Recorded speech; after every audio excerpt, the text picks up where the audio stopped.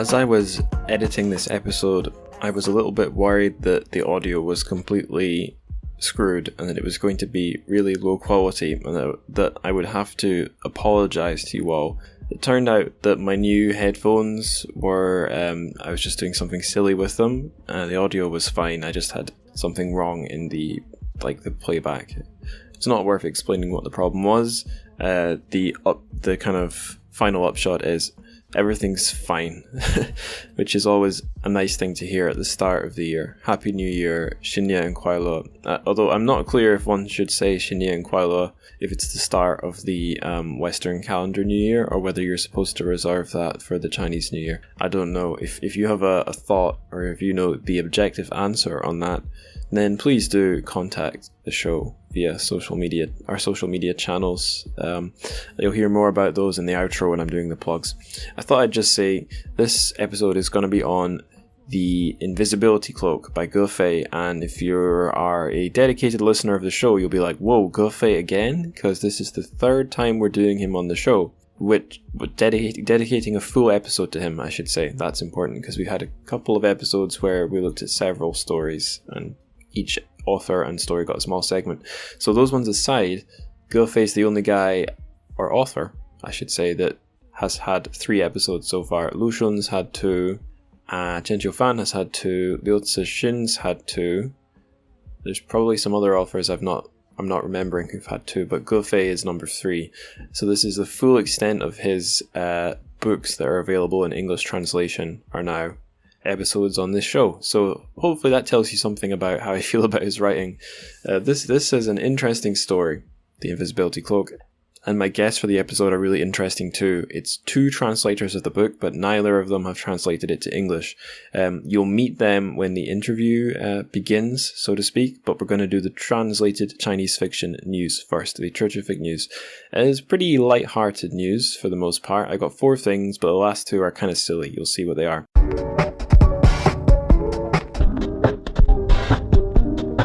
So the first news item is it's about the English pen translation grant. They've given one to a book that's going to be translated from Chinese to English. It's The Sacred Clan by Liang Hong, and it's going to be published by ACA Publishing / Sainio Books, who have been in probably my last few news segments. But that's because they're very busy doing lots of work to bring more books into English, so good for them. My second news item, we're just steamrolling ahead here. It's a newly published book. It's The Artisans by Shen Fuyu. And how do I know about this one? Because Jeremy Tàiyáng tweeted about it. Why did he do that? Well, presumably because he's the translator. So I think I will read I'll read the blurb for this one because I don't want to shoot through this too fast. This is published by Astra House, by the way, who also do interesting Chinese books in translation. So, born in Shen Village in southeast China, Shen Fuyu grew up in a family of farmers. Years later, Shen, now a writer, returned to his hometown to capture the village's rich history in the face of industrialization. I'll just read the first 2 paragraphs, skip 3 and 4. Through his own childhood memories and those of his ancestors, Shen resurrects the working life of Shen Village through interlinked stories of 15 artisans as their lives intersect over the course of a century. While Shen's view of his hometown and his heritage is tinged with nostalgia, he does not romanticize it, nor does he sugarcoat the back-breaking difficulty of life in rural China. But he still captures its small satisfactions and joys of loving one's work with a great deal of care. Oh, that's what I try to do for my podcast. I have no idea if I succeed, but I certainly try. Let's make a little less back-breaking effort now and do the silly news items, which I'm not promising that's going to be a recurring feature. I think the news will probably mostly be serious, but these 2 things are fun.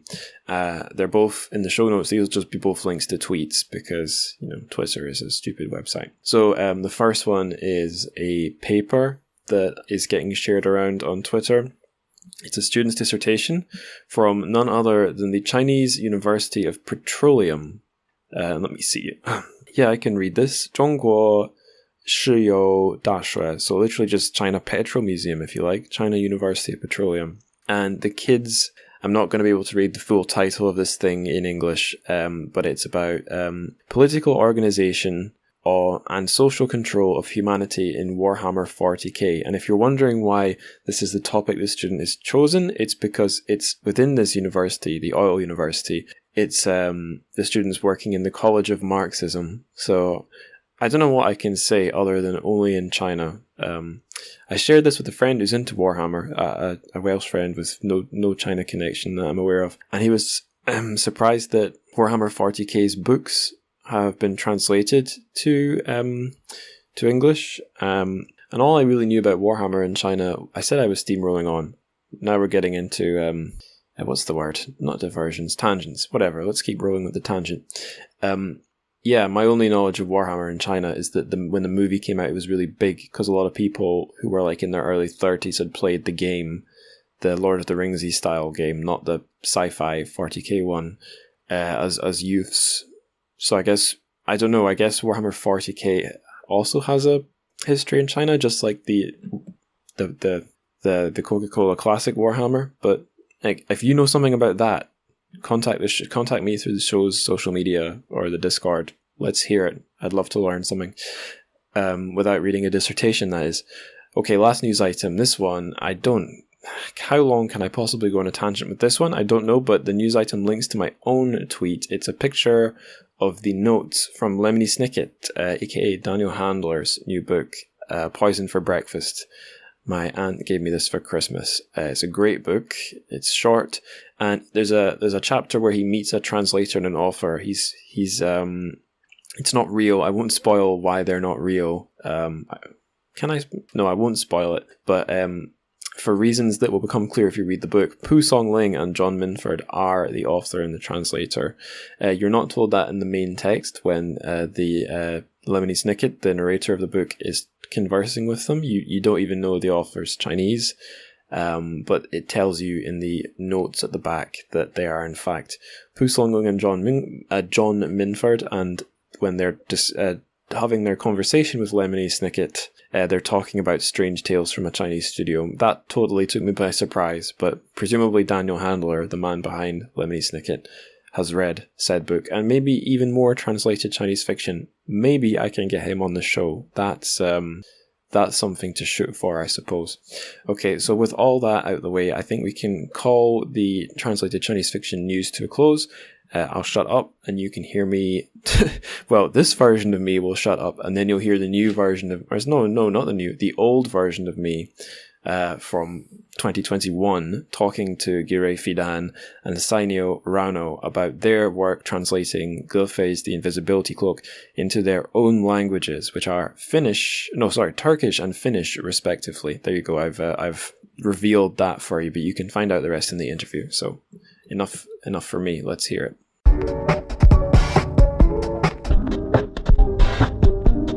On the show, we have Giray, Fidan and Rauno, Sainio, two translators of the same author, both translators of Gilfay's The Invisibility Cloak. So really exciting. We've never done anything like this before on the podcast, actually. And I haven't even said what languages you guys translate into yet, but we can get into that. I'll just start by asking how you're both doing and what you've been up to lately. Giray, do you want to go first? Yeah, of course. I've been just after the pandemic, of course, I can say that it was a very productive period of time for me as a translator and an academic. So I just managed to finish many translations in the last 2 years. And lately, just a Chinese classic. I'm sure that our listeners all are aware of that book. It's called Guiguzi. It has been translated into Turkish. And last month, I also finished Mao Chengji, The Cat Country. Awesome. And now it's the editor is working on it, so hopefully it will be out next year. And I'm still working on another book, another translation from Lu Yao. And also last year, as I said, it was a very productive year. So I also translated, and later on, of course, it was published, Zhuangzi. Yeah. So it has been. Of course, I was working for some time all on these books, and Guiguzi is just released. Like, it has been a month, and it's going very well. And shall I go to briefly something about myself, or? Well, let's pass the baton to Rauno. Rauno, how are you doing, and what have you been up to? Yeah, I'm doing good. I recently finished my translation of The Last Quarter of the Moon by Zhijian. So we're editing that at the moment, and it's going to come out in Finnish, I I believe in January or February. And then I've been I've had a slow start with my next translation, which is translating science fiction and Liu Cixin's book, Ball Lightning. It's very exciting. Can you each tell the listeners a little bit about yourselves, so we could, I guess, most importantly, say what language you're translating Chinese into? But it'd be really interesting if you could also tell us, how did your connection with Chinese lit or just Chinese stuff begin? Okay, shall I go first, or? Yeah.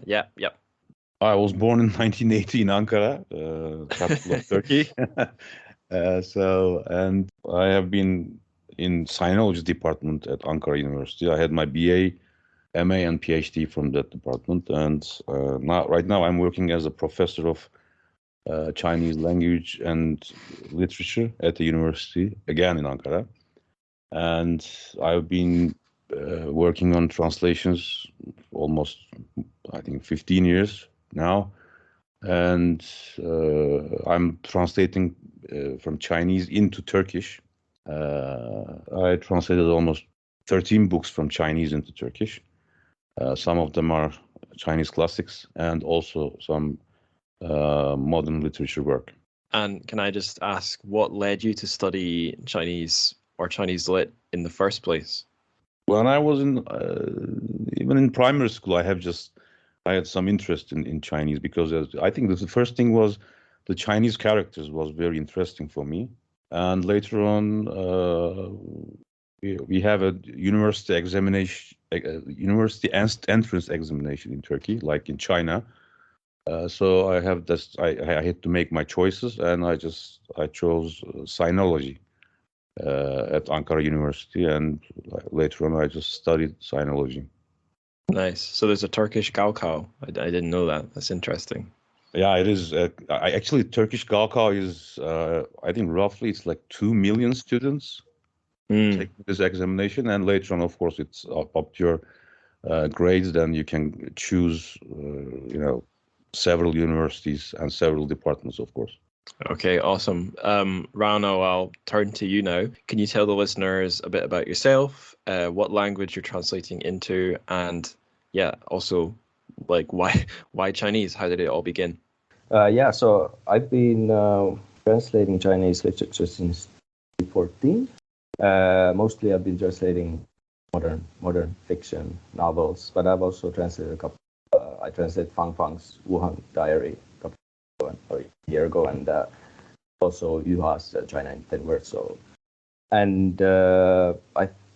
my first translation came out in 2014, and that was about when I had been learning Chinese for about 8 years. So I think it was 2006 when I started with my first Chinese class.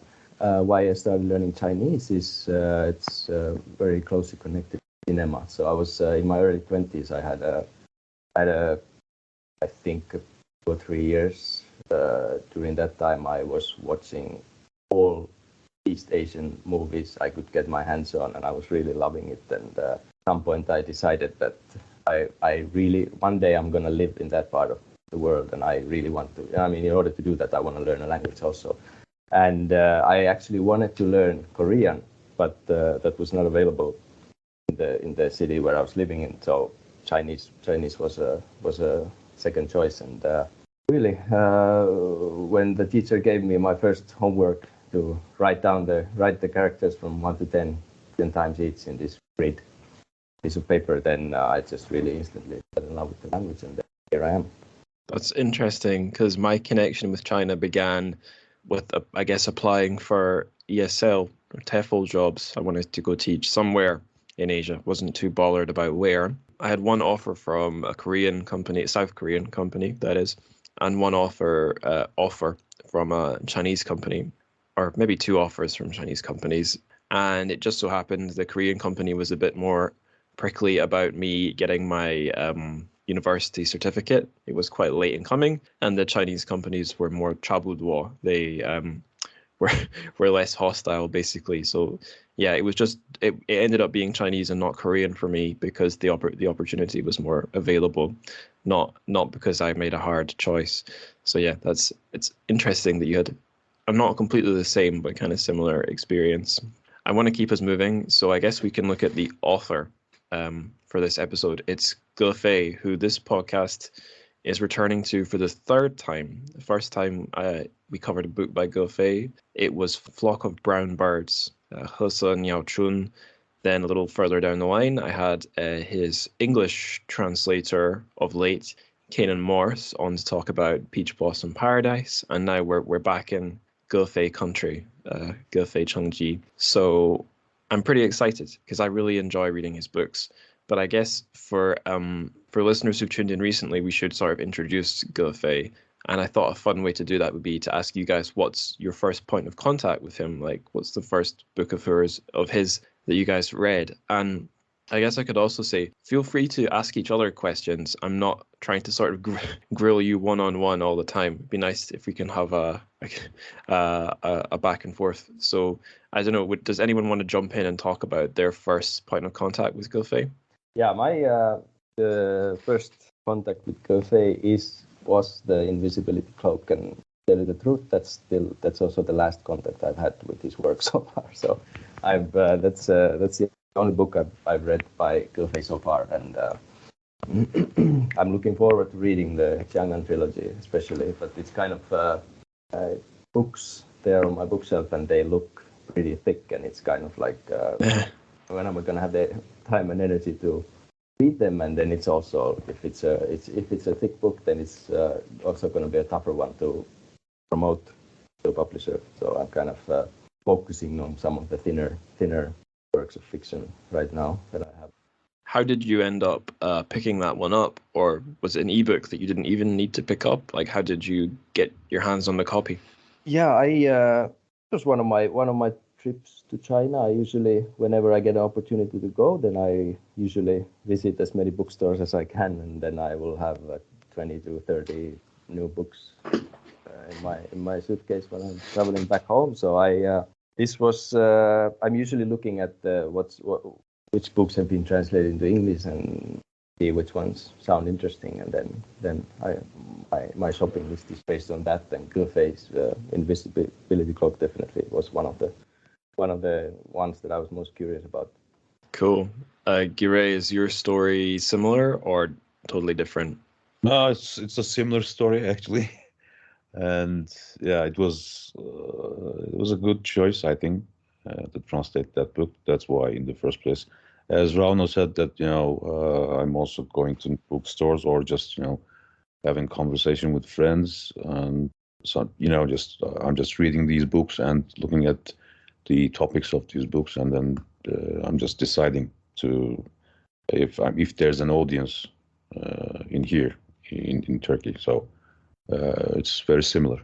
Right. And how did each of you end up translating the books? Like, how did it turn into business or work from just reading for pleasure? I'm always I'd say I read about 5 to 10 Chinese books every year, and then I pick the ones that I like the best, or the ones that I feel like perhaps suit me as a translator, and then I start offering them to Finnish publishers.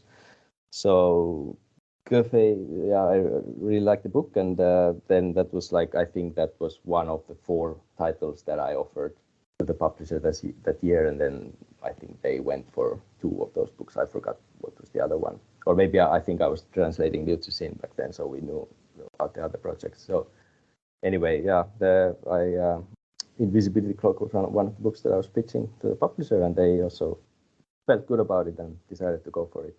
Cool. What about you, Giray? Yeah, it is. Mostly, I'm just looking at the book and then reading the book, and later on, I just I'm just after reading the book, and I'm saying that I should translate this book. I mean, I'm sure that people just will like the book just like I do when I read the book. So basically it's I can say that mostly it's just kind of that if I just like reading that book, I'm just I just want to share it with the audience, with the readers. So as translation is just it takes a very long time, and it's a very intense job to do. So actually choosing translations is also important. Yeah, I don't know if you guys have talked much before about this, but have you found that the reception of the books that you guys have translated in each of your countries and languages is similar or really different? Like, have you talked much about that before? Yeah, I think we did, right, Rauno? Yeah, I'm not sure what did we Like, is it easy to get readers or reviews or? Yeah. I think we talked about that, Rauno. I mean, just like 2 years ago when we were, yeah. I think if I think about the situation in Finland, we have very, very few people translating directly from Chinese. I think there's only 2 of us actively translating Chinese literature. And therefore, the number of books coming out every year, that's like I don't know, 2, 3, 4 titles. 4 is the maximum, and because there are so few titles, then I'd say that it's relatively easy for these books to also get attention, reviews, and people are very interested in Chinese literature. And since there is no the number of books coming out every year is so small, then whatever comes out is kind of not automatically doesn't get attention, but it's kind of easier. For instance, if I compare Finland with Sweden has roughly twice the population of Finland, and they have almost nearly 20 Chinese books coming out every year, and I have heard that it's very hard to get reviews then. So there's a clear connection. Like Finland, there's just so few titles coming out that whatever comes out, then you will get some attention definitely. Right. So I have to ask, is that one other translator who works in Chinese to Finnish? Are they your friend or your nemesis? It's we're not friends, but we're not enemies. we are keeping in touch every now and then, and I've always made sure that I'm telling her with what are the authors that I'm looking into, and she's doing that the same and telling me as well. And luckily, our interests are we're interested in a little different authors, so we haven't stepped on each other's toes so far. Yeah. Can you imagine the nightmare if you were both like huge Liu Cixin fans or something? Yeah. I mean, well, I translated Liu Cixin, and I actually after I translated the first book, and I met the guy who I was giving a lecture talking about my work, and after the lecture, this guy comes up to me and says, like, it was my dream to translate this trilogy. So I kind of destroyed that guy's dream, it seems. So it's kind of it's sad if that happens. Like, there's so few of us, so what's the likelihood that we're gonna all interested in the same authors? And Giray, what about in Turkey? Yeah, I think we have a couple of translators, but not many.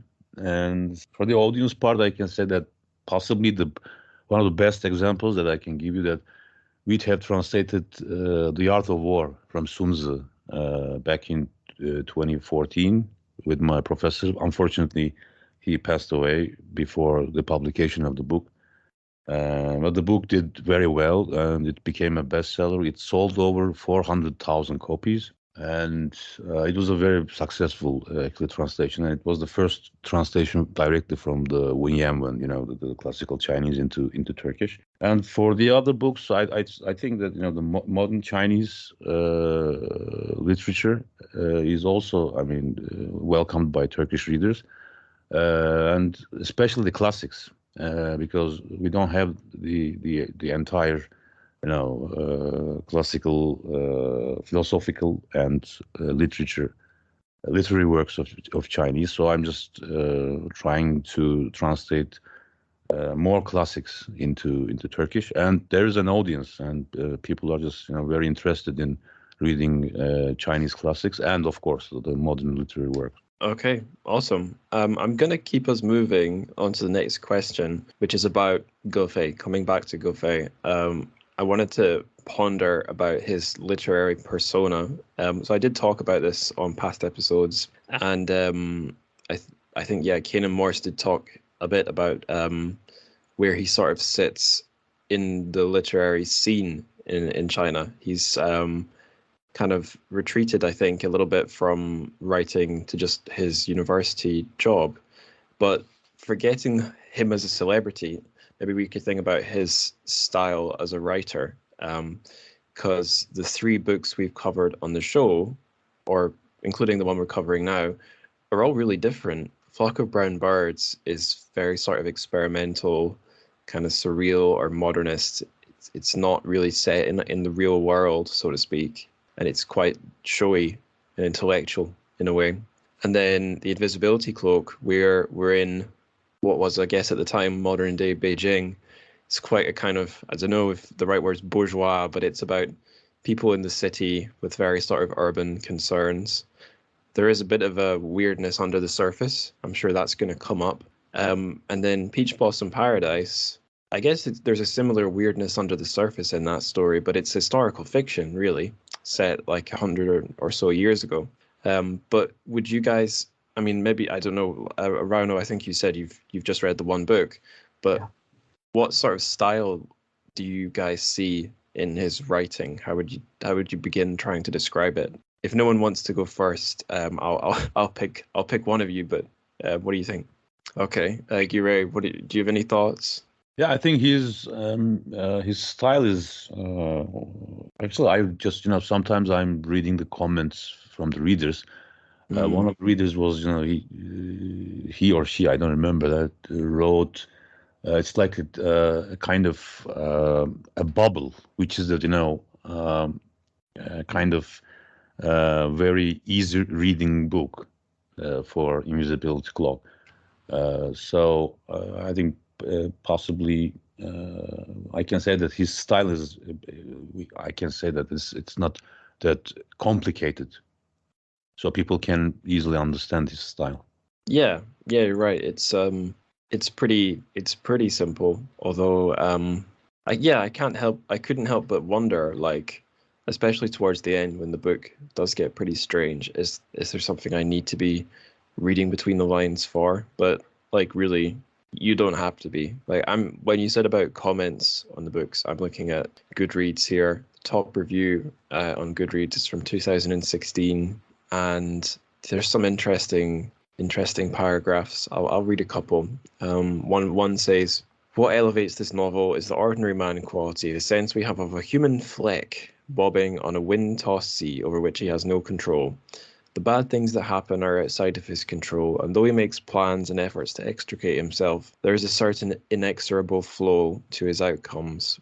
And then I'm going to skip forward slightly to another paragraph that says, "One of the more intriguing things Ge does in this novel," although I don't know if we can say Ge, because Gefei is a pen name, so it's not his family name. So I'll say Gefei. "One of the more intriguing things Gefei does in this novel is debunk the integrity of Jiang Songping, Cui's best and only friend, and he does it using a pomegranate. Jiang Songping was a clever boy, but Cui's mother could see right away he was going to be the kind of person who owned people. Jiang had a way of sounding authoritative even when he spoke rubbish. He could make a great podcaster. All of us come under his spell to some degree when he states categorically that all pomegranates, no matter how big or how long they've grown, contain the exact same number of seeds, 365 to be exact. Our eyes pop a bit with this news, for who has ever actually counted pomegranate seeds, and who could dispute this entrancing fact? Later, we learn with the chagrin we share with Cui's sister that in fact Jiang lied on this occasion, and perhaps on many others." And I think there's a few things in these comments that do vibe with how I felt reading some of Gefei's books. The word entrancing that came up there, I did feel pretty entranced reading all of Flock of Brown Birds. I did get a bit into a bit of a trance-like state reading the Invisibility Cloak. I felt very immersed at points. And Peach Blossom Paradise often gets a bit dreamy. And although it's set in the real world, appearances and realities often are sort of layered on top of each other. We get surprised. Definitely in Peach Blossom Paradise, things that you thought were innocuous come up later to have something that was going on in the background that you didn't see. So I don't really know how I would boil that down into one word or a sentence, but it sort of matches my experience reading the books, that there's a sort of a dreamy quality despite all the realism, and you can never really be sure of what's truly going on.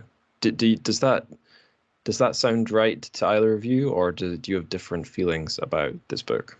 Yeah, definitely. I mean, I've read lots of comments by Finnish readers, and this is something that comes up frequently. Is this that I'm kind of I'm reading, but I'm not sure if I'm getting all of it. Like, what else is there beneath the surface that I'm not seeing? And a lot of readers feel even quite confused. What about you, Giray? Yeah, it's the same. Just I think it's easy to read, and the characters are also very human. So I think it's just possibly the readers just think that they're just missing something in the text, but they're quoting many from the book as I go through these comments. Yeah.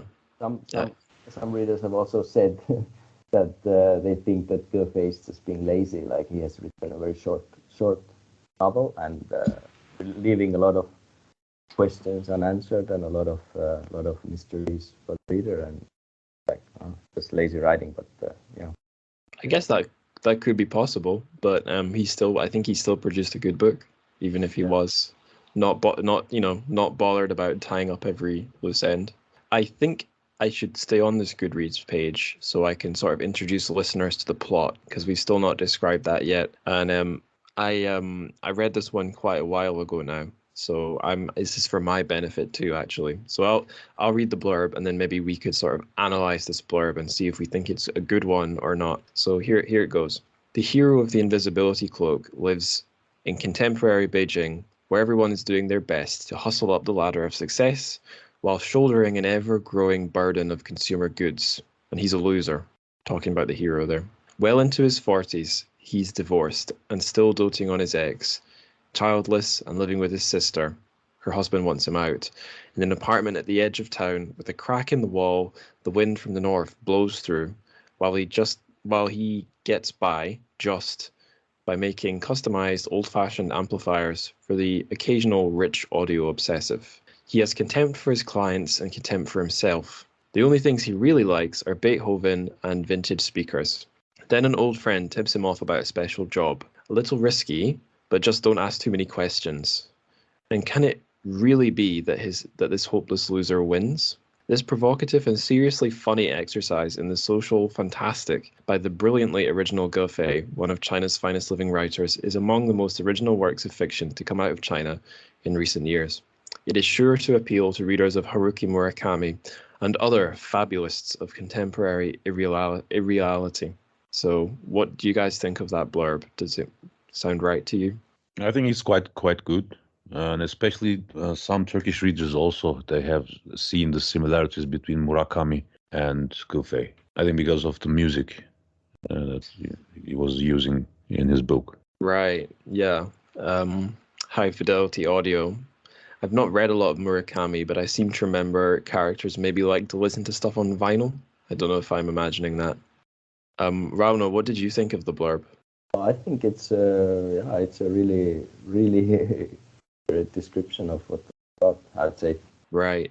Yeah, I liked some of the bits. I like the word fabulists, because so much of the story seems kind of mundane, like it's just a guy who's not done much with his life.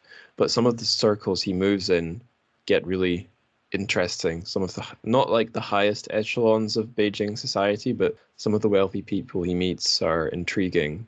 And you get a sense, because he, like the blurb hints at, he sort of gets involved with someone who appears to be if not a gangster, then some kind of high-level criminal, and you never see exactly what's going on there. Hints of things are, I think, dished out to us, and I find it interesting. And like I said, I've not read a lot of Murakami, but what I have read is his book. The fiction by Murakami I've read is Men Without Women. All these short stories about pretty much about men, usually the relationships to women, and like some of them are more surreal than others, but generally they're like really subtly off in some way. And so I think that comparison worked a lot for me. Rauno, have you read a lot of Murakami or not so much? Nope. No. Not at all. No. That comparison makes me want to read more. I can say that. Yeah, I realized something I should have done actually. Last question was mention his pen name, because this has come up on previous episodes of the show, and we didn't really get an answer what's up with Gofei. But I saw you guys, maybe I forget who, but one of you guys maybe does know the answer to this one. So why did the man who chose the pen name Gofei choose that name? Oh yeah, the part of the Finnish library system, there's a online service called Ask a Librarian, and you can basically online you can send whatever questions, whatever you want to know, you can ask a librarian. They will basically find the information, find the answer for you. It can be connected to literature, or it can be whatever, like global warming or whatever. But anyway, a few months ago, somebody asked about Gofei's pen name, and then they forwarded, and I didn't know the answer, so I had to do some research. Yes, and I found an interview. Gofei has been asked, like, what's the origin pen name? Because it's tempting to, when you look at the characters Ge and Fei, that see the Ge as some kind of a frame, this kind of square frame where you can put this.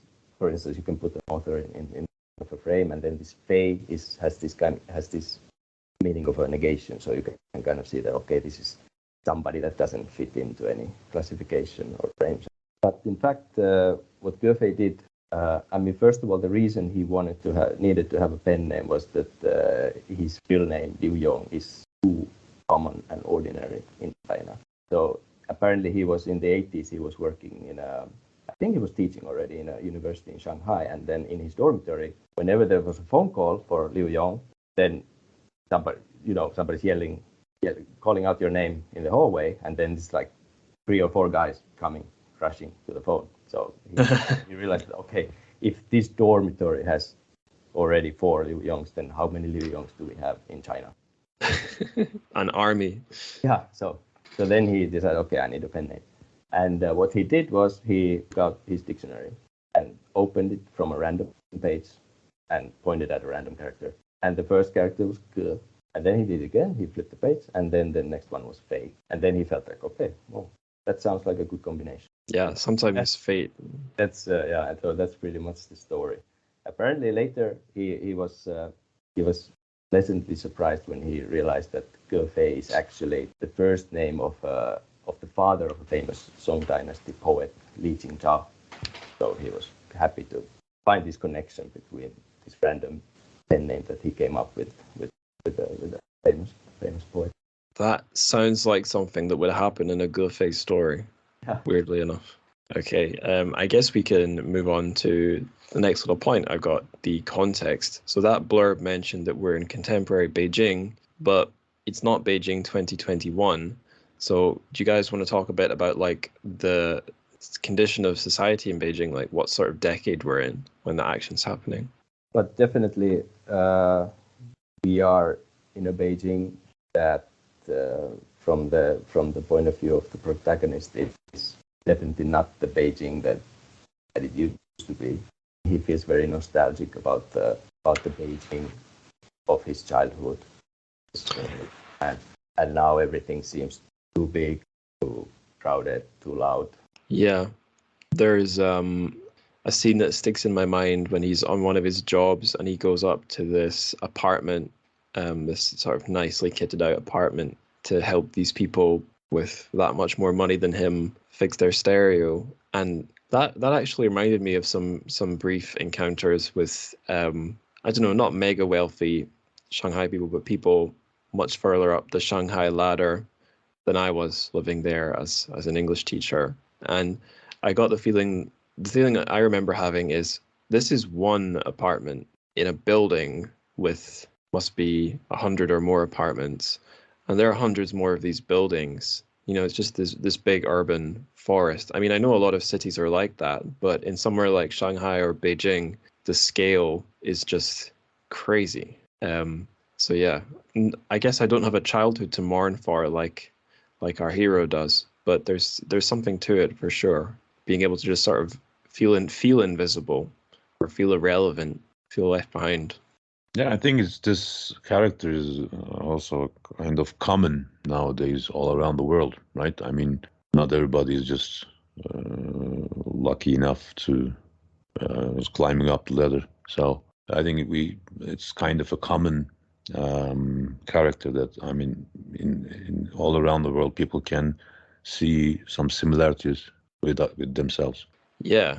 I mean, you can have a passion and be really good at something, and maybe with business savvy, you could turn it into something lucrative, or maybe even with business savvy, it's never going to make you rich. But I wanted to ask, and stop me if it's like being a translator, right? Yeah. Yep. Yeah, you read my mind. Do you feel sympathy on that level? Yeah, I think it's just possibly it has been like 2-3 years translating this book, but the most striking scene in my mind, just it's his attitude, a sarcastic attitude towards the intellectuals, which I find it very interesting because Gofei is an academic, so I also can kind of understand that feeling, that because I myself is also an academic, so it's a kind of that there's a very sarcastic kind of approach to these intellectuals that talking kind of loudly or just saying bold things to each other, and he's just just in his mind he's just making joke of them. So I think that's very interesting. Yeah, I feel that too, because my education's in the humanities. I find intellectual stuff really interesting, but I do kind of think like I have some kind of technical skills. Like I can do a podcast. I'm pretty good with computers in various ways, but also I know how to write. I can put together a decent story or a sentence. And I think there's a part of me that thinks that makes me so much more of a rounded person than someone who can only deal in like abstract social or political ideas and has like no technical skill in anything, and two, no passion for anything that's like detail oriented and isn't just about ideas. And if Gofei's got anything like that in him, then I could see him putting that into the character. Like, it makes a lot of sense to me because there's many ways to be smart and intelligent. It's not all just about high-blown ideas. I don't know, do you, as people who work on something technical yourself, translation, do you ever feel like that people who don't get into the muck of the details are annoying? Yeah, in a way, I think sometimes, but sometimes even just, I think in translation, I don't know if Rauno also agrees with me or not, but you just need to be skeptical about yourself all the time, because while you're translating that, there's always other ways to translate. So just, you can go over through these, translation theories and just, trying to just do your best while you're translating. So it takes a lot of effort. Yeah. But still, I mean, just sometimes, of course, it's just through these, Gofei's character. It's just I think he has a real kind of a technical information that he can survive on.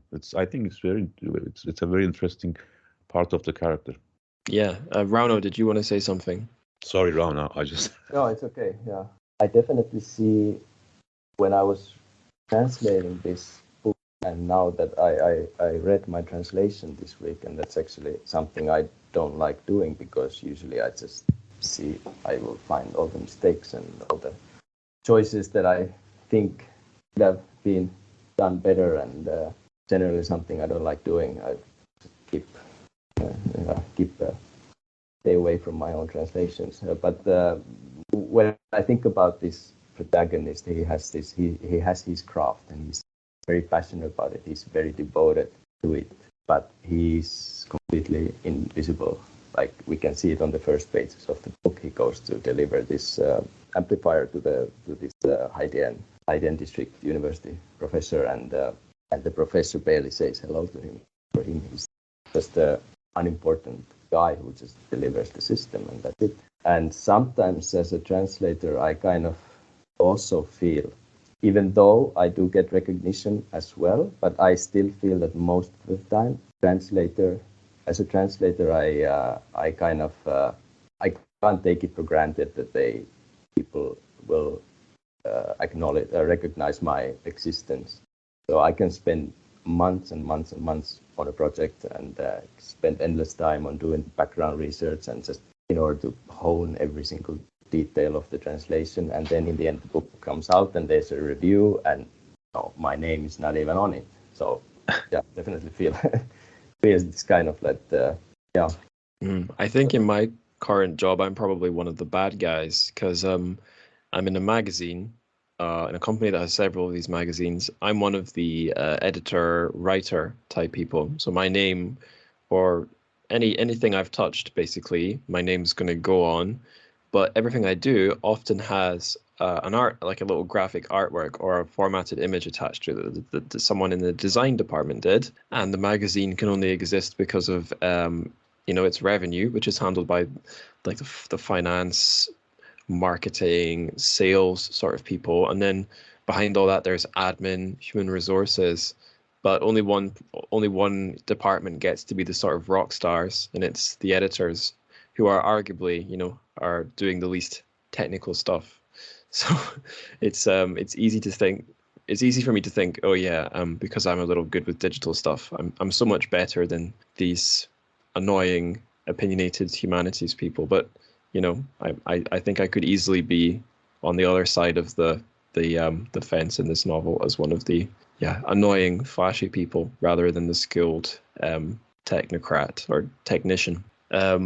I guess we can move to the next question, the section of society. I mean, we've kind of already danced around this, but do you guys want to say anything else about the social strata in the novel, like where the author is and who he meets, aside from his clients? Maybe we could talk about the criminal he ends up tangled up with.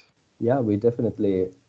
One of his clients is, and he has a lot of clients who are very, very wealthy businessmen, and of course this mysterious King Titan that wanders is probably the richest of them all. I thought it was notable that guy seems to be based on the outskirts of Beijing, and like my experience living in China was mostly in Jiangnan, like Shanghai, Zhejiang, and maybe Jiangsu. So I know what the outskirts of Shanghai are like. And on this podcast, I've heard plenty about some of the outskirt areas of Beijing, but I've never been to them. So what do you guys think about the fact that we get further out onto the fringes of Beijing later in the novel when he's meeting this ultra-rich, dubious guy? Giray, do you have any thoughts? Rauno maybe can answer that question first. No, I was what you just said reminded me of a detail when the woman says on the phone to the protagonist that he says that during weekdays this place is completely empty. So it seems like this area in the mountains with very very fancy homes, and so it seems like this kind of a holiday place where these businessmen go for the weekend and for the holidays, and it seems that they are probably during their weekday, during most of the time they are still based in the Beijing proper. So I kind of got this kind of vibe. Right. Do you guys have much experience with those sort of areas in China in times you've visited? Yeah, I have been to some of those places. I'm sure Rauno also have been there. So yeah, but sometimes, of course, if it's in winter, sometimes it can be very cold. Right, yeah. Do you think the book captured the feeling you had visiting places like that? Or did it feel alien? I think I think it's just very familiar to me when I read the book. Just because it's kind of very silent places, and like of course I just while you're reading or translating, you just have this kind of just these images in your brain that I think I have this kind of possibly I created that image by the places that I have been to in Beijing. So it's just I was just having this image of a silent place, some trees, and that kind of place. Yeah. Like an eerie silence or peaceful silence? Yeah, I think it's peaceful silence because it's just when you're getting out of any city in the world, then if you're going somewhere, then if it's silent, then I think it's peaceful. Yeah, it vibes with me because the first place I lived in China was Deqing in Zhejiang in Huzhou County, and Deqing contains Moganshan, which was a mountain resort during the colonial period for wealthy Chinese and wealthy foreigners, where they had these villas. So they would retreat all the way from Shanghai to Moganshan, which must have been a fairly longish trip. I don't know if they got the train or what, but the villas are still there. And there is, I believe, a businessman there who is a rather dubious character. I heard some stories about him. But I should say one of the notorious visitors to Moganshan, or summer residents or whatever, was Big Ear Du, a famous Shanghai gangster.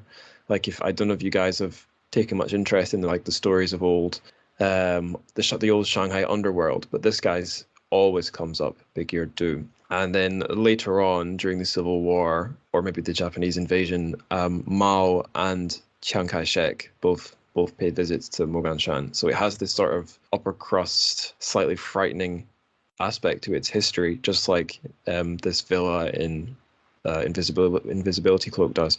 But yeah, there's a guy living, I think, and running a retreat there today called the Naked Ranch or Naked Resort, and he's a white South African. And I heard some absolutely psycho stories about like times at like a meal, either one that was at his house. I think it was at his house. Someone made a comment about the steak, and he started like went from calm to like screaming at them. And I had a very surreal experience.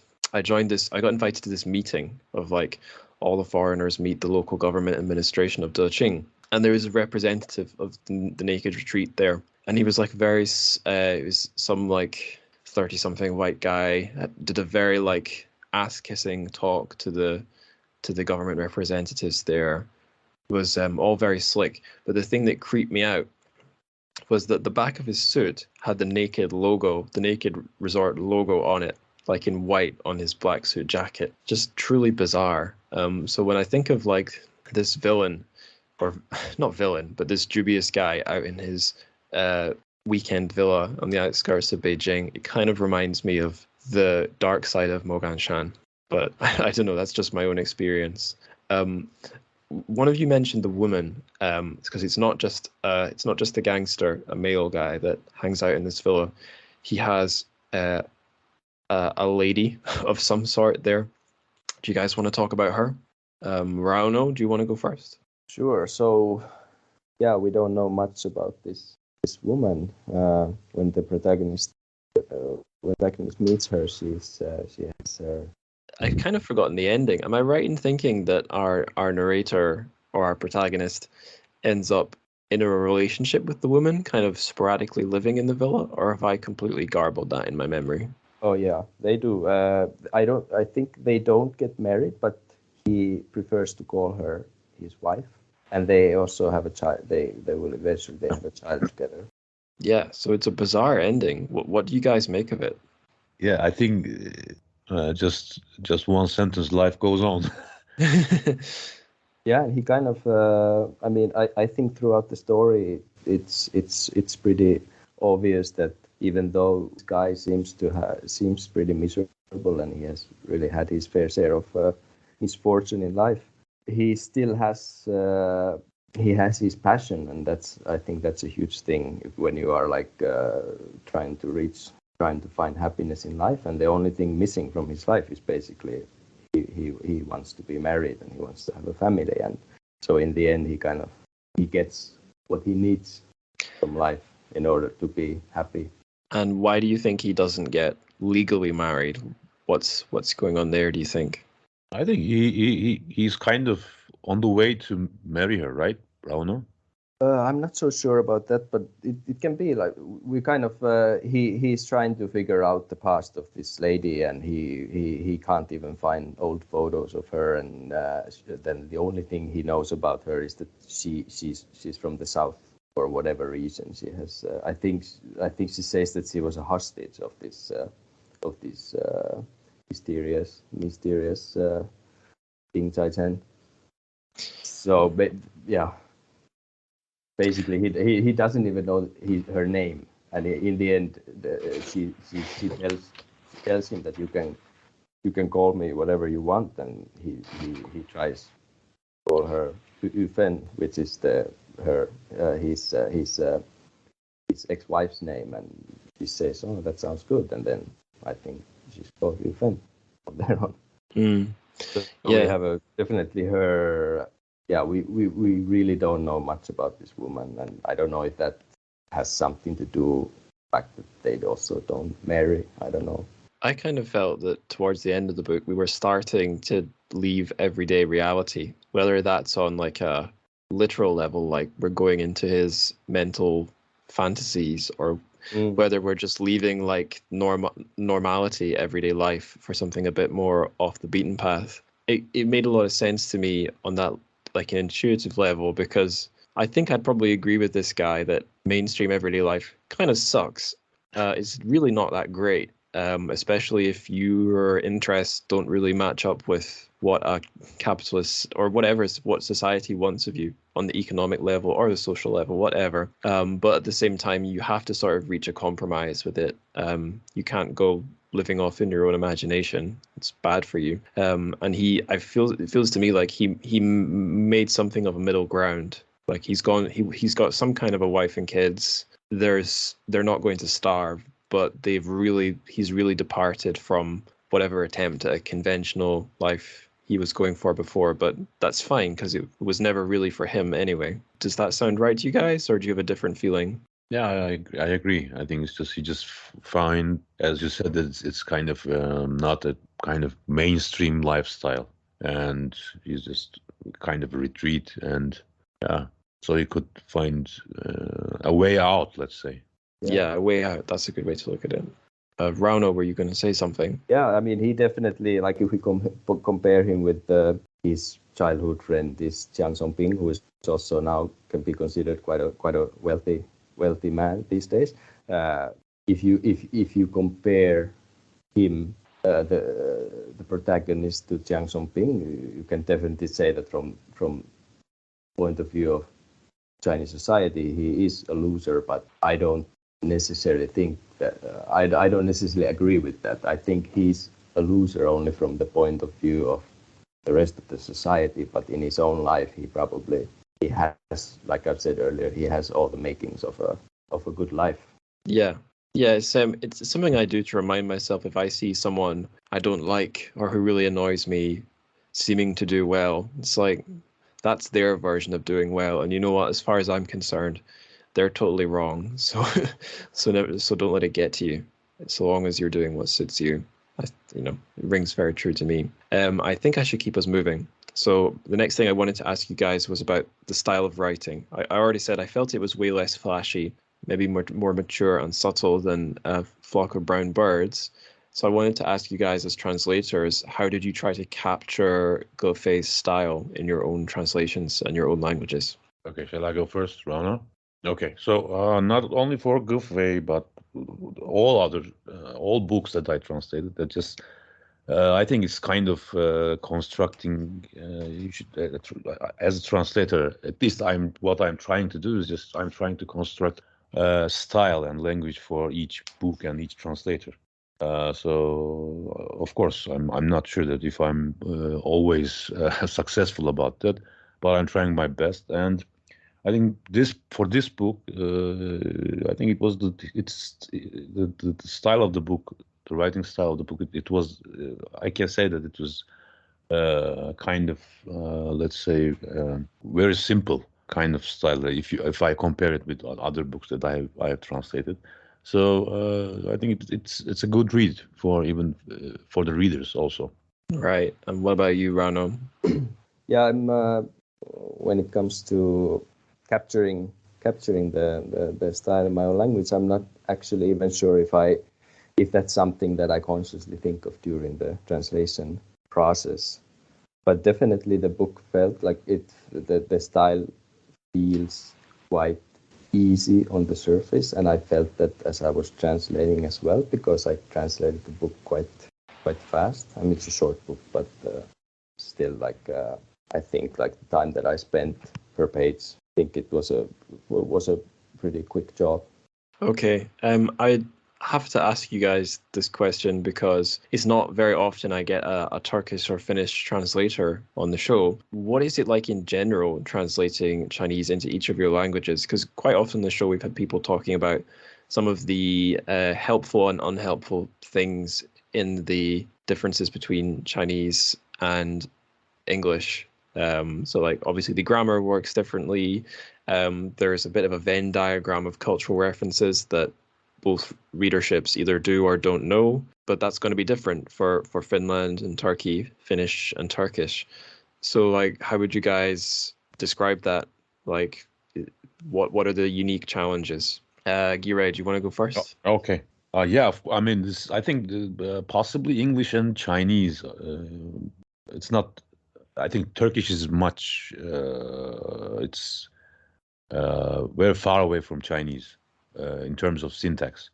So, so as you know, Turkish is just it's not an Indo-European language, so it's an Altaic language. So it's the syntax is totally different.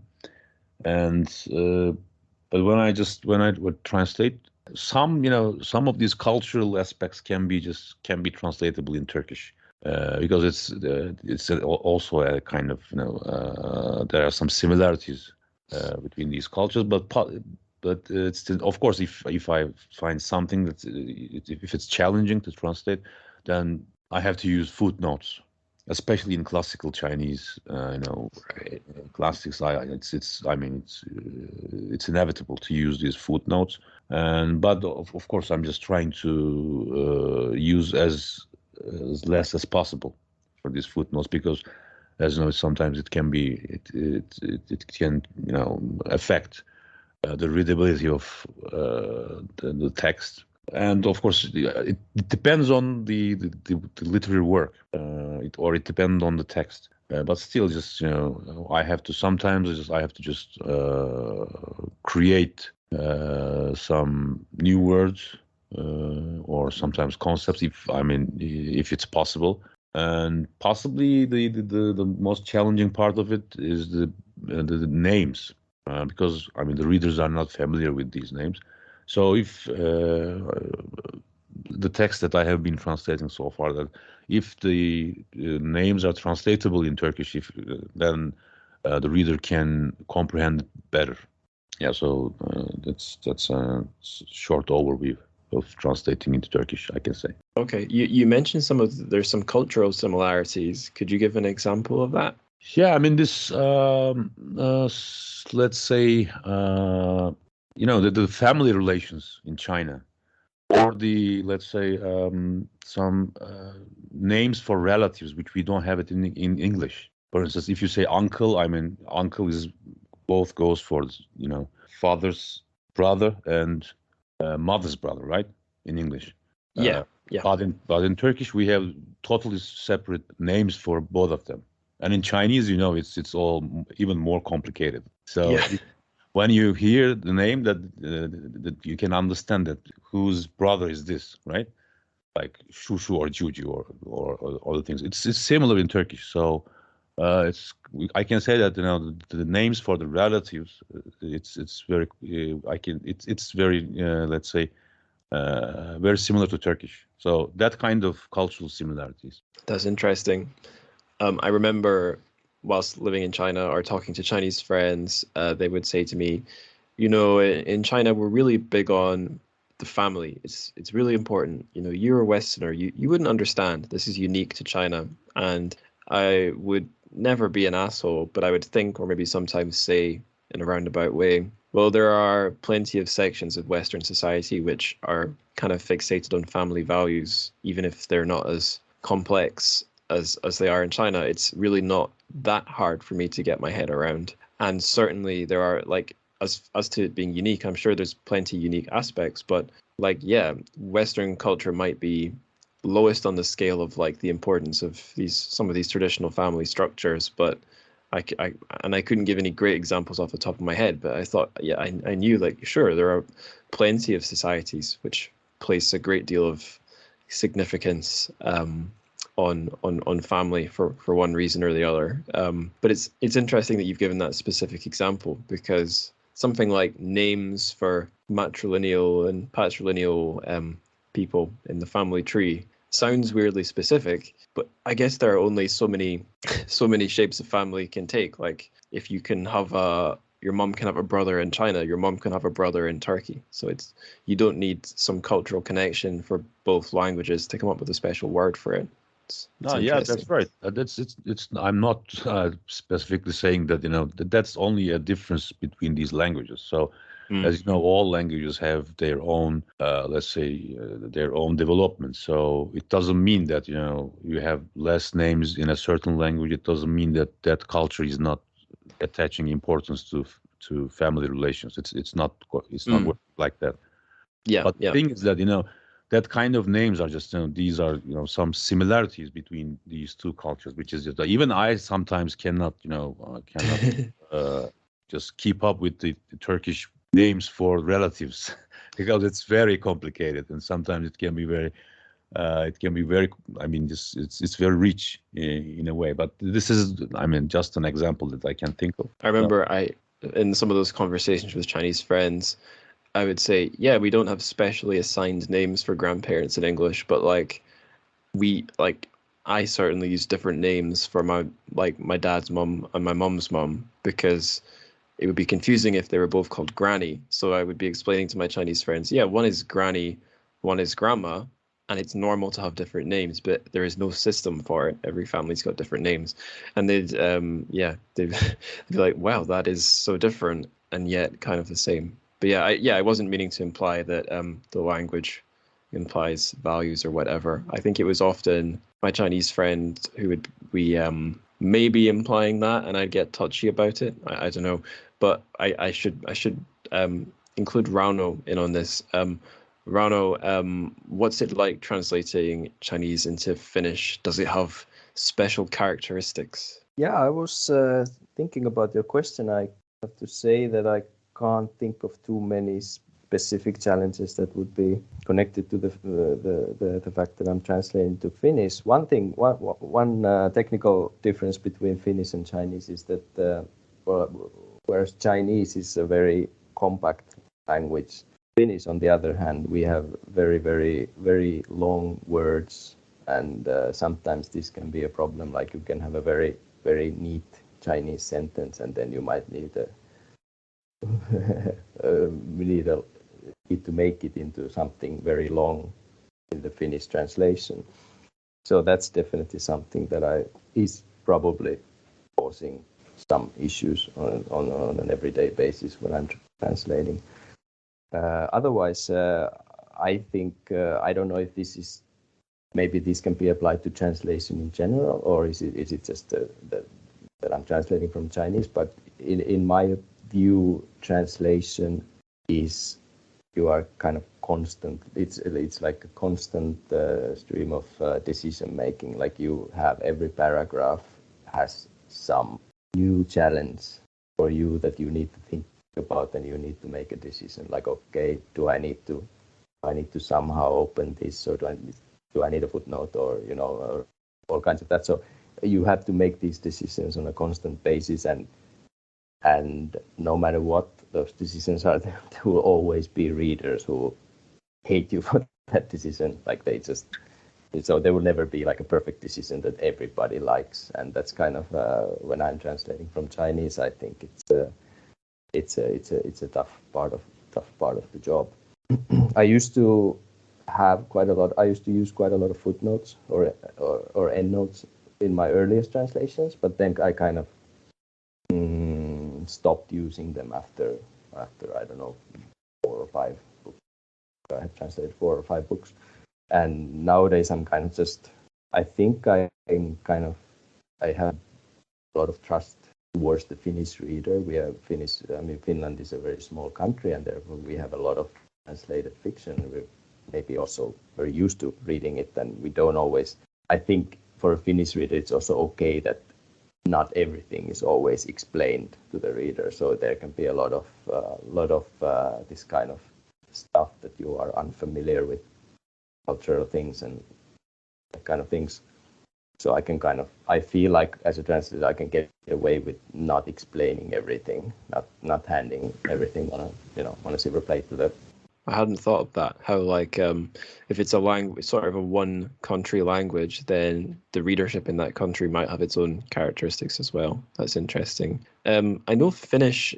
So Giray mentioned the sort of language family tree, and that Turkish it's not in the big Indo-European branch. It's in the Altaic branch. I know Finnish has its own sort of peculiar spot on that tree. Is that something that factors in at all, or is that just like a little not really relevant to you as a translator? Yeah, at least it's not something that I have paid much attention to. I know there's a lot of similarities between Finnish and Turkish as well. We have been discussing this with Giray earlier. I guess in Turkish you also kind of words tend to get quite long because you can add a lot of suffixes to one word, and meaning always changes. Right. So in Finnish, it's suffixes and prefixes. It's not like German compound words. Is that why they get so long?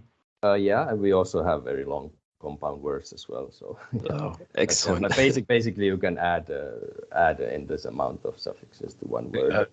Yeah, it's the same in Turkish. Yeah. So in English, you might use 5 words to express something like in our houses, and then in Finnish you would just take house and then you would just add stuff in it, and it would be one word.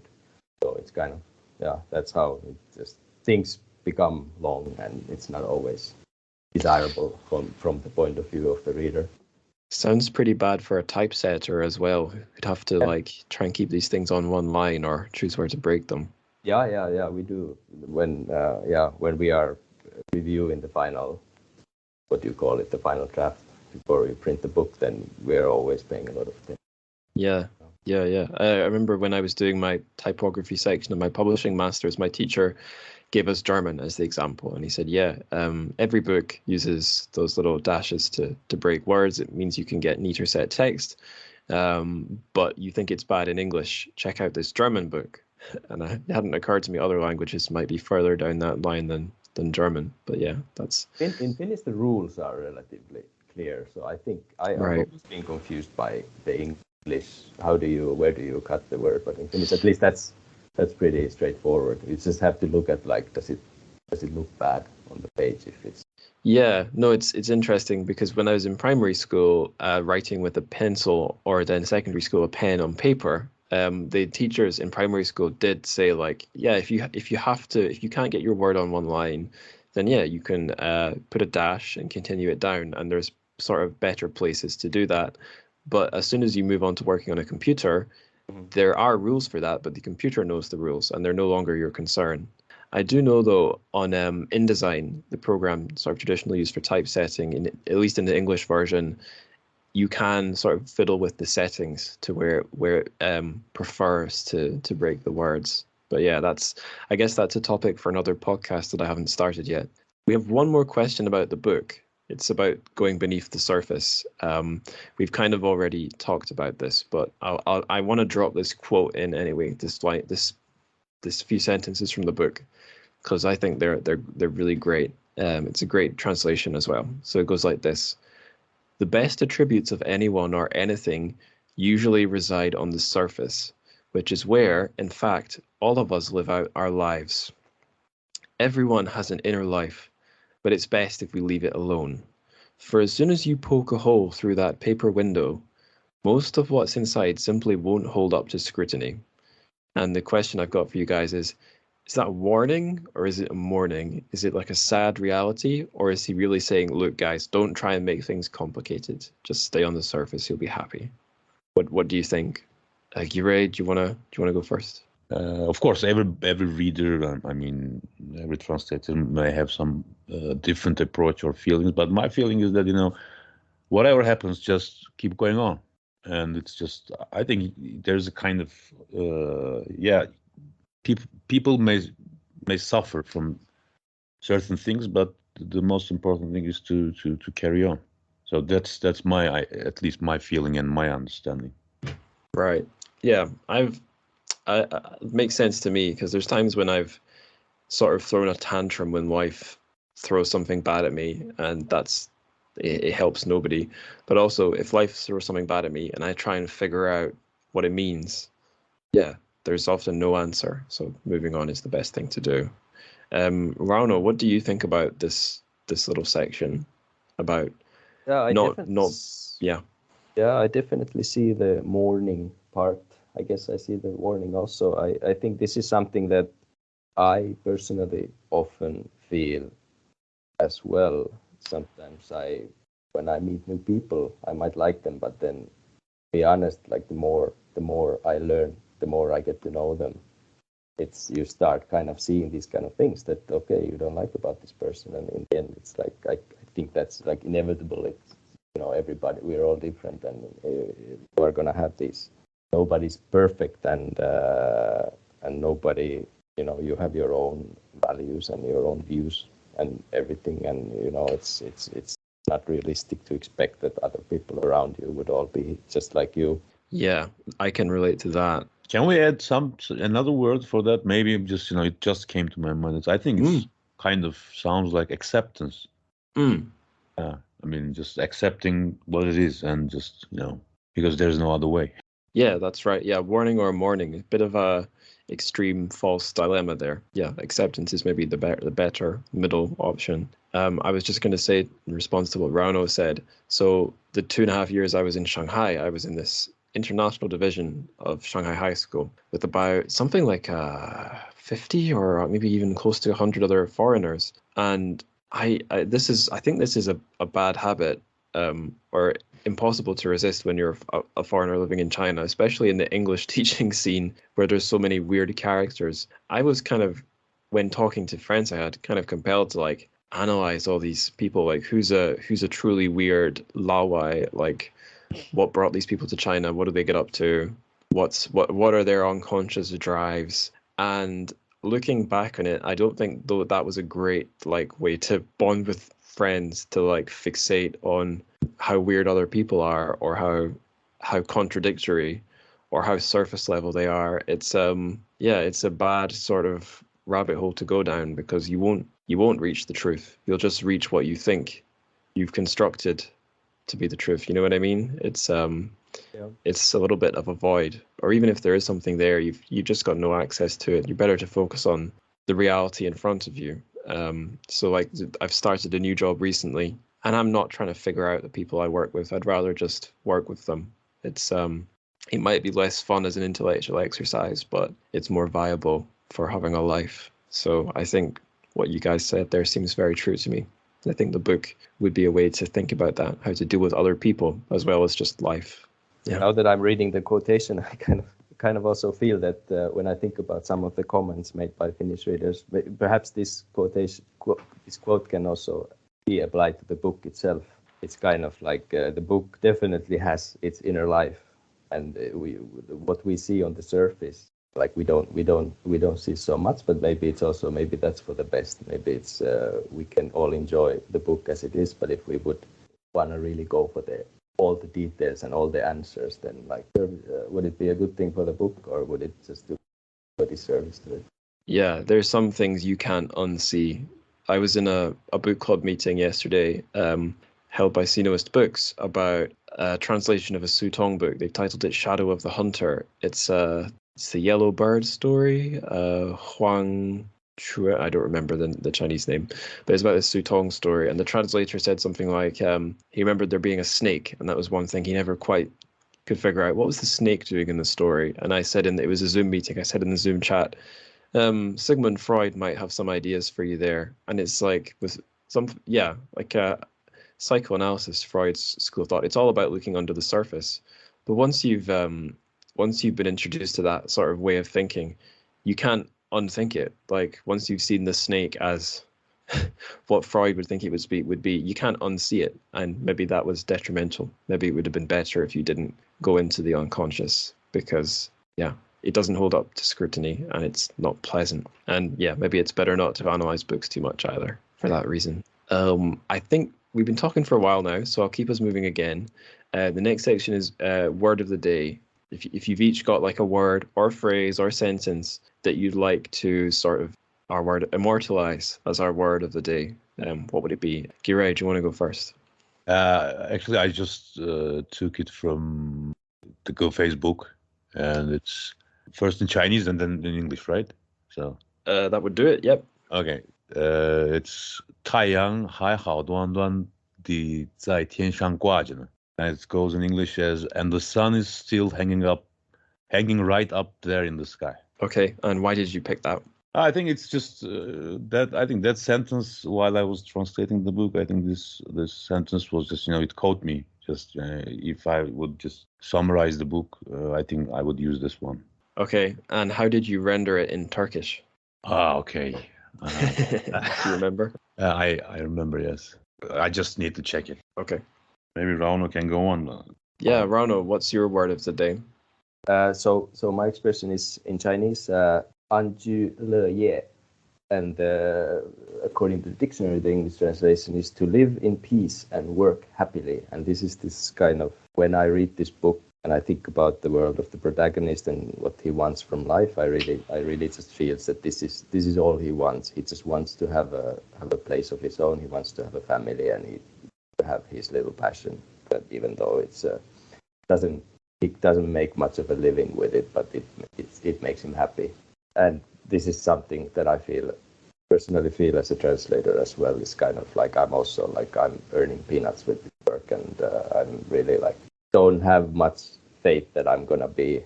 I'm definitely never gonna be rich, but I'm happy with that I have found my passion, even if I'm invisible doing it. And that's basically I think that's the makings of a happy life, even though it sounds very simple. Right. And how did you render it in Finnish? Do you remember? No, this is not from the book, so it's just something that I Oh, right. Okay. Yeah. My bad. Yes. Of course. How would you say it in Finnish? Yeah. Yeah, I don't know. Need to think about it. It's one of these kind of. I'm not sure how to say it. No worries. Giray, did you manage to find your? Yeah, I did. I did. Great. It's in Turkish. It's Güneş hala gökyüzünde duruyor. Cool. Okay. Now the next question. I admit I actually didn't think of my answer for this one. But it was, if you could pair any piece of music with the invisibility cloak, what would it be?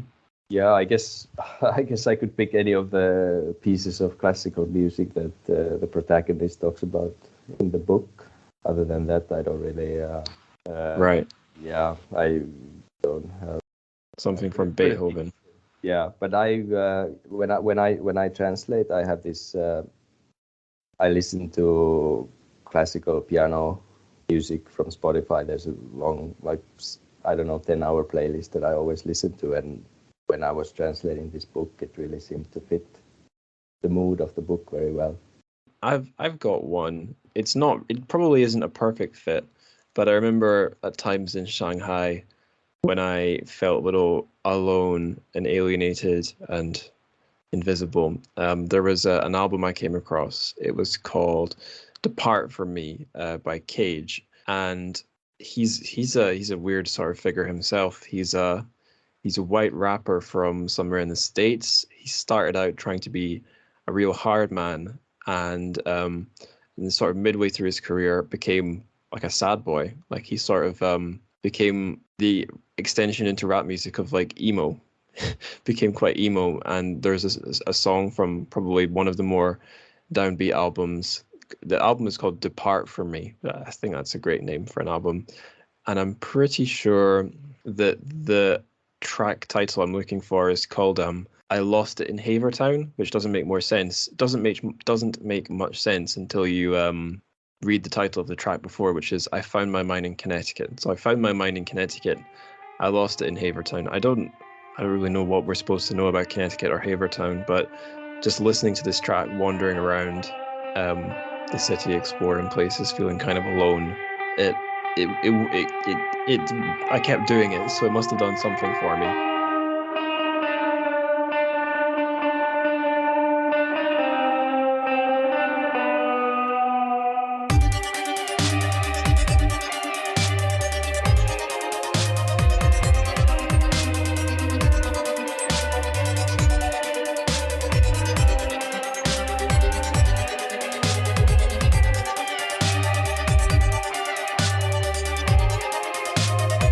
So yeah, I'll pop that clip into the polished final episode so listeners can enjoy it.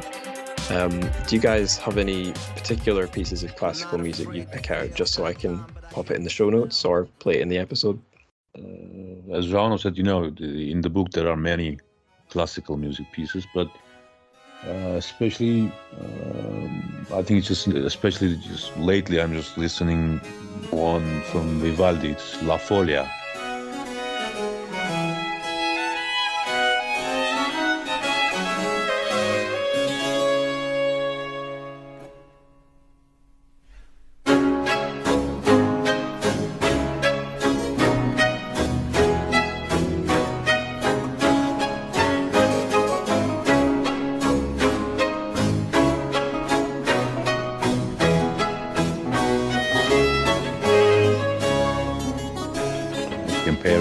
With that one, maybe.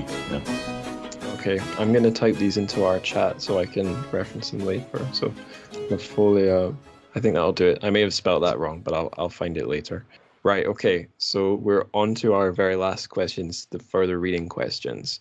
So I want to ask you each, if listeners enjoy the Invisibility Cloak or Gufei in general, and you wanted to point them to something similar that they might also enjoy, where would you point them? And this doesn't have to be Chinese lit. It just could be something Gufei-esque. Where would you send them? Well, yeah, I haven't read Murakami, but his name definitely comes up quite often in connection with his books. Okay, I'll pop him in there. Murakami. Giray, would you point anyone anywhere in particular? Maybe something from Turkish, not really close to Gufei, but also a very interesting book. I think it's just recently translated into English, so maybe I can just recommend this one. Yeah, what is it? It's called the Time Regulation Institute. So it's from Ahmet Hamdi Tanpınar. It's a very interesting book. Yeah, so it's not very close to Gufei's style, but it's a very interesting book. Cool. Now I had one on my mind. What was it? It's a much darker book than this one, but it's also Japanese lit. It's No Longer Human by Osamu Dazai. Now, it's really pretty different from the Invisibility Cloak. If I had given more thought to it, I could have picked something closer. But yeah, it's a guy who's deeply alienated, doesn't fit in, which I think is far too extreme to match the Invisibility Cloak, but it's maybe got that sort of urban vibe, or trying to escape, the feeling of like the mood of trying to escape or not fitting in. It's a parallel, but yeah, it's a little different. It's not as chilled out as I said the Invisibility Cloak is. So I guess that would be mine there. Last question. Where can listeners find you guys online, or if they're interested in checking out your translations, where would you send them? Google us, maybe. Yeah. My online presence is pretty limited, and it's mostly limited to the Finnish language. But if you want, you can find me on Instagram. I have an account there, and I'm sharing little glimpses into my work as a translator. So perhaps you can Google Translate the posts and get something up. Yeah, And speaking of Instagram and visuals, if listeners want to find something beautiful on Instagram, try and find the cover of the Finnish edition of the Invisibility Cloak, because oh my god, it's so nice. It's one of the nicest book covers I've seen. But yeah, that's all I wanted to say there. Do you guys want to say anything else before we draw things to a close? Yeah, thank you for having us, and it was a pleasure. Again, just as Confucius said, it was nice to, at least just online, to be able to meet an old friend. Yeah, it was great that you were both able to join as well. It was a fun chat. I haven't been able to meet since we have our seminars in China, but changed all that, so it's very nice to talk to. Totally. And that's your lot. That's the end of the interview. So thank you again to my two excellent guests. That was a different and interesting conversation. I thought it was amusing how, in our interpretation of the book, our general life advice was don't try and interpret anything. Listeners, take that as you will, but do read the book if you haven't. It's a great read, I think. So kudos to the author, Godfrey, but also the translator, who I don't think we named or credited enough, Kanan Morse. It's a wonderful read, and it's the English version is in a way written by him. On to the plugs, I think. Now I'm going to do a plug I haven't done in a while. It's supposedly the most important one. That's subjective, I suppose. But if you'd like to help the show, here's one thing you could do. You could give us reviews on your preferred podcast platform, reviews and ratings. The big one to get is iTunes. iTunes ratings will boost us. I think the idea is we will appear a little higher in ranking tables, but I think the big thing is search results. If we have good reviews and ratings, we will place higher on search results when people search for things like Chinese literature. So that would be a big help if you want to benefit the show. The most important thing I would say is to we'll get to that. First, I'm going to plug the social media. At Churchoffic, TRCHFIC, that's Instagram. There is a Discord you can join to talk to other listeners. There's an invite link for that in the show notes, and you can get me, the individual, the human being, on Twitter at @AngusLikesWords. Now, I mentioned the most important thing, then I stopped myself, but I'll start myself again. The most important thing you can do for the show is spread the word organically, or electronically, or invisibly to other human beings. So tell your friends, tell your teacher, tell the guy who repairs your hi-fi for you, and if he suddenly vanishes, it probably wasn't personal. He probably just decided to opt out of society using one of Harry Potter's pieces of clothing.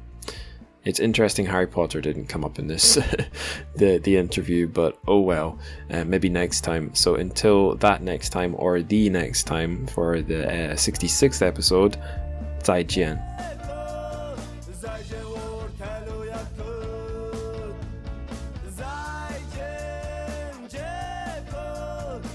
Zhene